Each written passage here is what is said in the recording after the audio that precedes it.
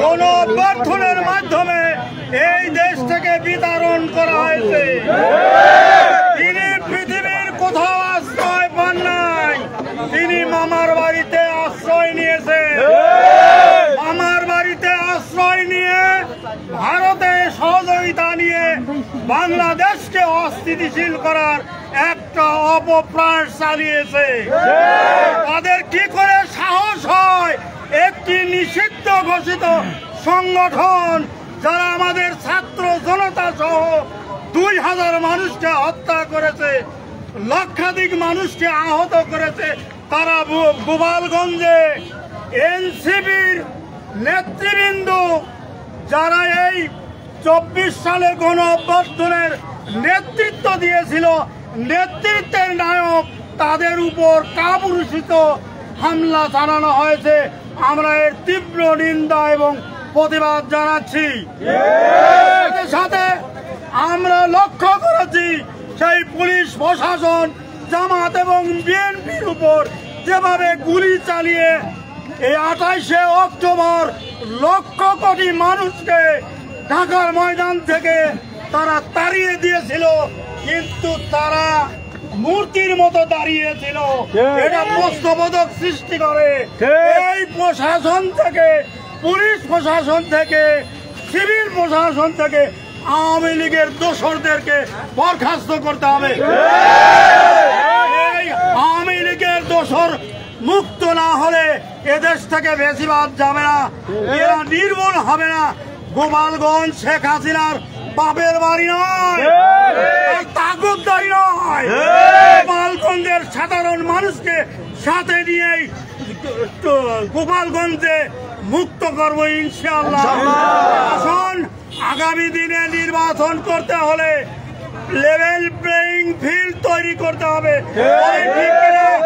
এই মার্কা প্রশাসন দিয়ে কোনদিনও নিরপেক্ষ নির্বাচন করা সম্ভব নয়।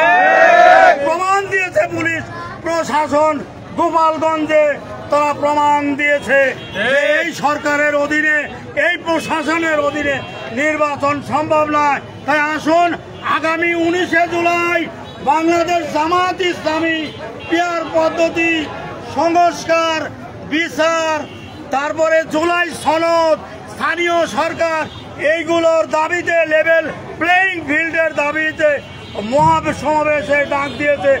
আমরা সবাই সেই মহাসমাবেশে যোগদান করব। আমরা কি সবাই রাজি আছি? সবাইকে ধন্যবাদ জানিয়ে আমার কথা শেষ করছি। আসসালামু আলাইকুম ওয়া রাহমাতুল্লাহি ওয়া বারাকাতুহু। সংগ্রামী সাথী ও বন্ধুগণ, এই পর্যায়ে বক্তব্য নিয়ে আসছেন বাংলাদেশ জামাত ইসলামী ফরিদপুর উপজেলা শাখার সংগ্রামী আমির মাওলানা আবু তালিব সাহেব।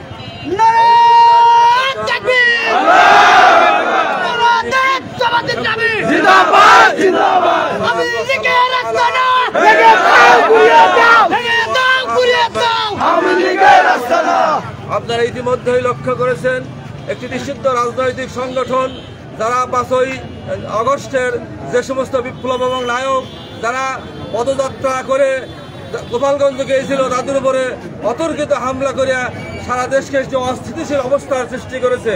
সংগ্রামী সাথী বন্ধুগণ, সেই জন্য আজকে এই দিনে সারা বাংলাদেশ জামাত ইসলামের পক্ষ থেকে বিক্ষোভ মিছিলের আয়োজন করা হয়েছে। সেই জন্য আজকের এই বৈঠকে যারা কষ্ট করে এখানে উপস্থিত হয়েছেন, আমরা সকলকে আন্তরিক অভিনন্দন এবং মোবারকবাদ জানাই। এবং আগামী দিনে সারা বাংলাদেশের কোথায় যেন এই সন্ত্রাসীরা মাথা উঁচু করে না দাঁড়াতে পারে, আমরা সকলেই তার জন্য প্রস্তুত থাকব। এবং আগামী 19শে জুলাই ঢাকার সেই মহাসম্মেলনকে সফল করার উদাত্ত আহ্বান জানিয়ে আপনাদের সকলকে আন্তরিক অভিনন্দন এবং মোবারকবাদ জানিয়ে আমার কথা শেষ করছি। আসসালামু আলাইকুম ওয়া রাহমাতুল্লাহি ওয়া বারাকাতুহু।